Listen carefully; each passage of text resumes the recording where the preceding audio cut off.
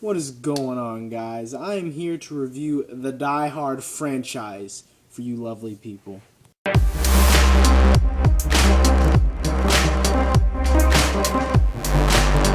Now, I have always been a fan of the Die Hard franchise through its ups and downs and weird decisions. But nonetheless, this franchise is arguably the best action franchise out there. It just blends characters, story, action, and just funny moments all in the 4 movies. Now here I have the Die Hard 25th Anniversary Collection on Blu-ray. Great. The first 4 movies, amazing. Now let's start off with the movie that started it all, the original. Now, the original Die Hard is just such a great movie. I can linger on about individual things, but as a whole, this is the movie that defined action movies for the modern time. This movie does such a great job at establishing the character of John McClane, which is just a likable hard-ass. A very likable hard-ass. One thing that really stands out about this movie for me is the interaction between McClane and Al. Just a random cop stopping by the Nakatomi Tower because someone called in, and he gets involved with events that are happening at the tower, and he's McClane's only friend. And the way that they talk to each other, like, they know that on the outside of the tower nobody believes in Al except McClane, and on the inside, Al's the only person that's keeping him informed about what's going on outside. And just the dialogue between the two is just so great. And Hans Gruber, great villain, really nice. You know, he's really down and dirty with the work he does. And I have to talk about the action. The action is just so great. What makes it great is what leads up to it. It doesn't just immediately start into explosions, gunshots. It builds up to it. Suspense. You know, the terrorists take over the building. He doesn't immediately go out and start killing all of them. He stands back. You know, he watches stuff go down.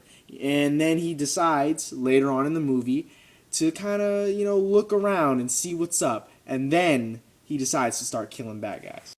So overall, Die Hard is such a quintessential action movie. If you ever ask yourself, I wonder how action movies started.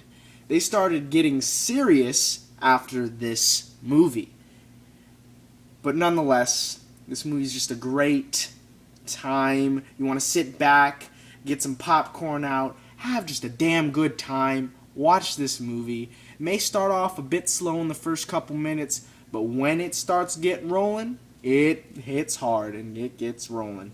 So overall, I give the original Die Hard a 9 out of 10. Now on to Die Hard 2, Die Harder. Now, in my opinion, Die Hard 2 is the most underrated action sequel of all time. Now, I hear so much hate towards this movie. It's not as good as the original. They tried to make a very fun movie. That's it. The action in this movie is better than the first one. I'm just going to tell you that right now.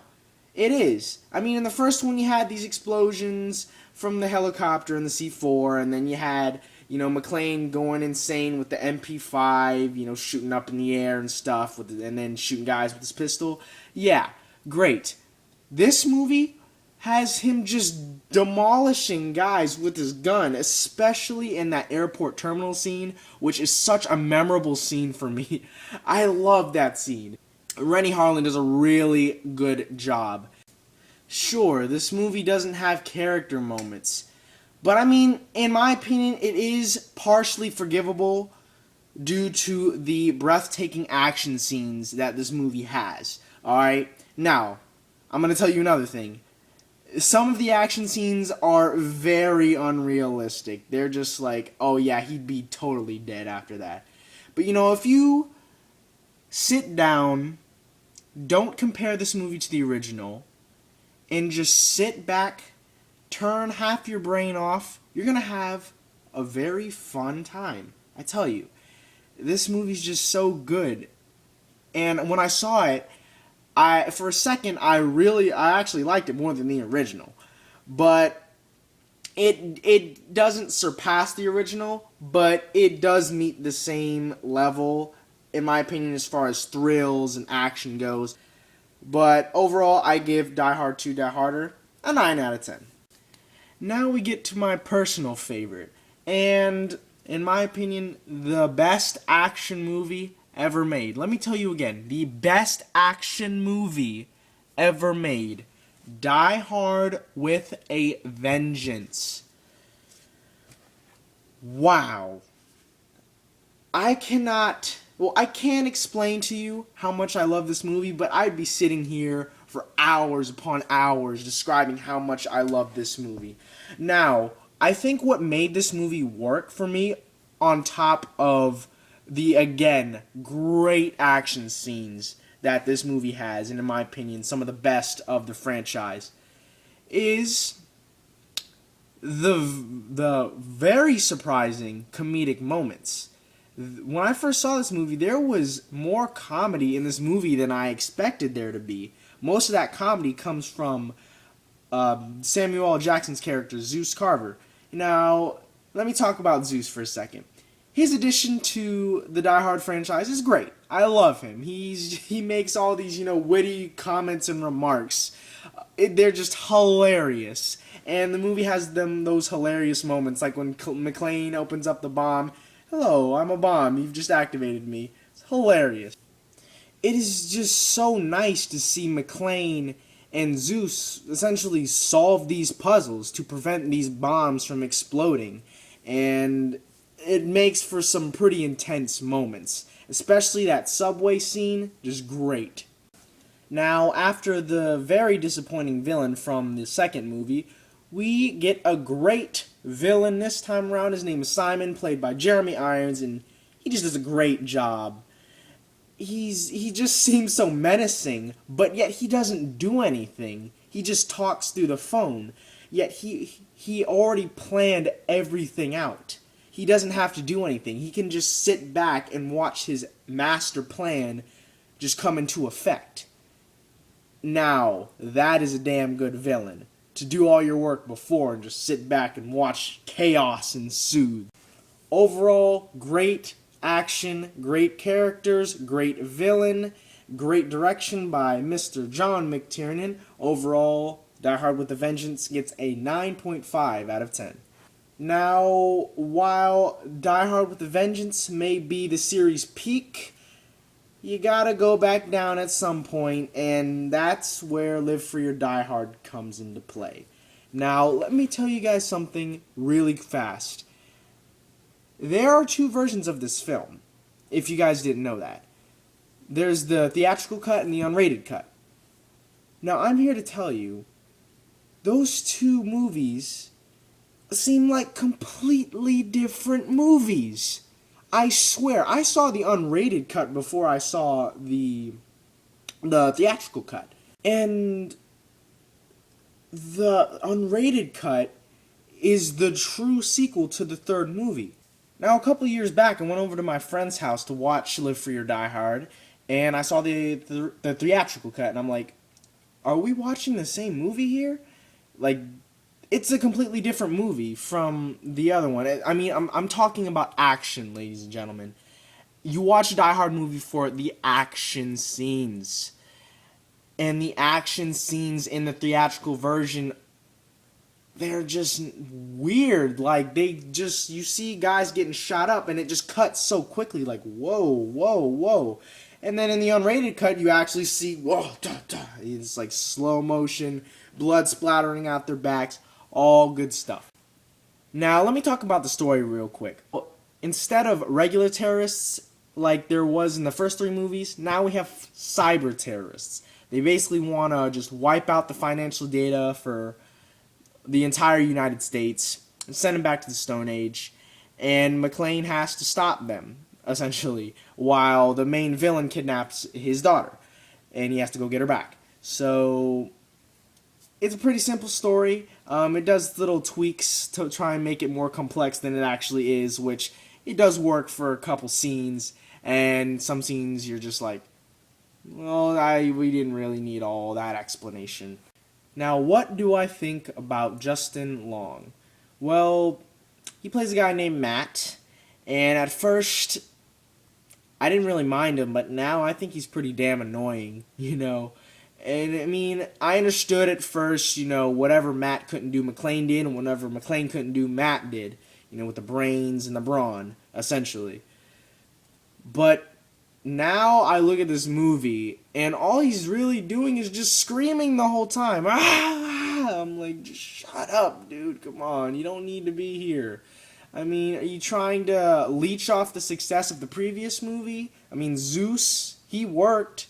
Matt, you're not working so well, buddy. I mean, I understand, you know, having a guy McClane has to protect the whole time, but you didn't need another sidekick. You just don't need it. Timothy Olyphant does a great job as the villain. He was really menacing to me. The way he just delivered lines was just really sadistic and evil, and I really dug what he tried to do. And the reasons behind why he's doing these things, I thought was very interesting. And McClane's daughter, played by Mary Elizabeth Winstead. Yeah, that's her name. She did a pretty good job.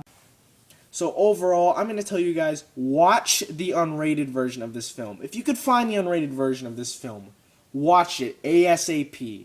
You know, for Live Free or Die Hard, the theatrical cut, I'm going to give that a 7 out of 10. And the unrated cut is going to get an 8.5 out of 10 for me. God damn it. Okay. Now we got this thing.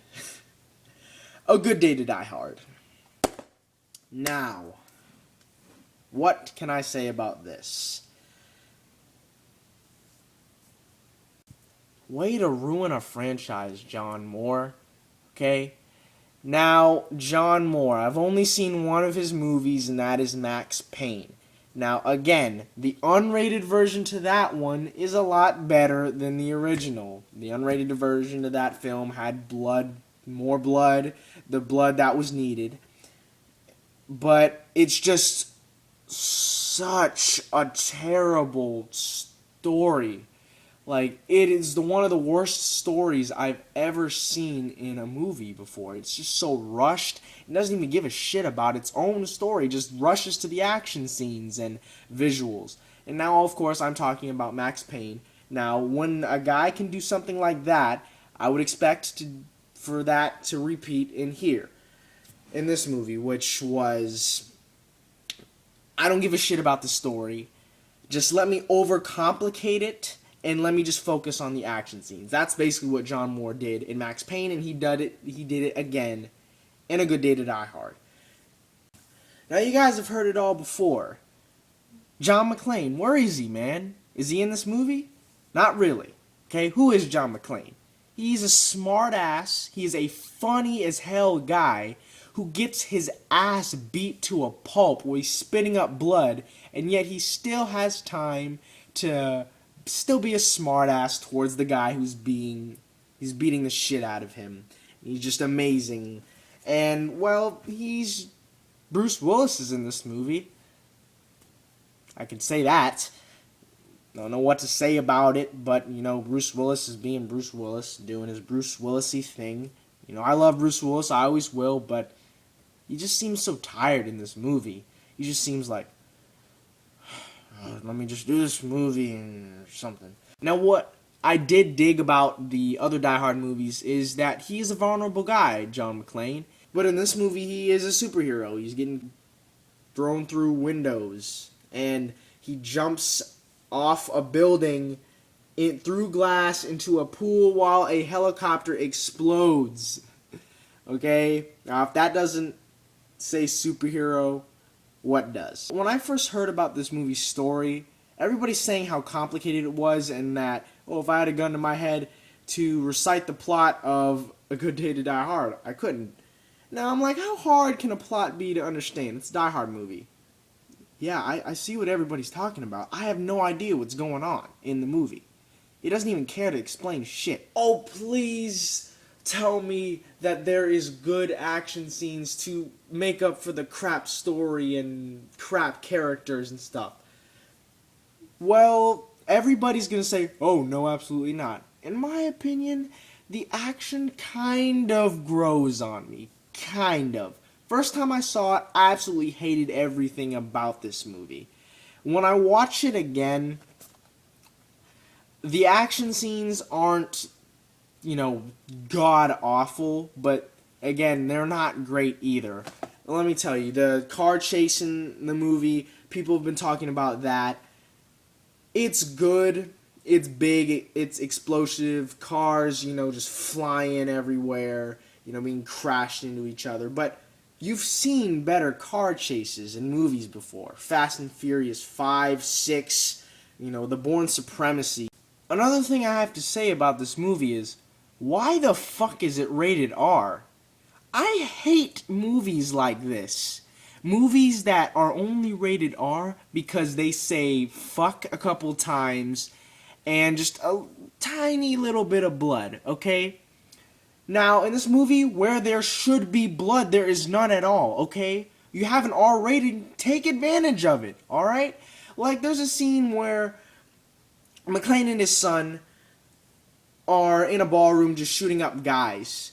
Like you see, air being, popped out of their back, but there's, no blood. I'm like, where's the blood here? Okay? And, you got I'd say about 20 fucks in this movie?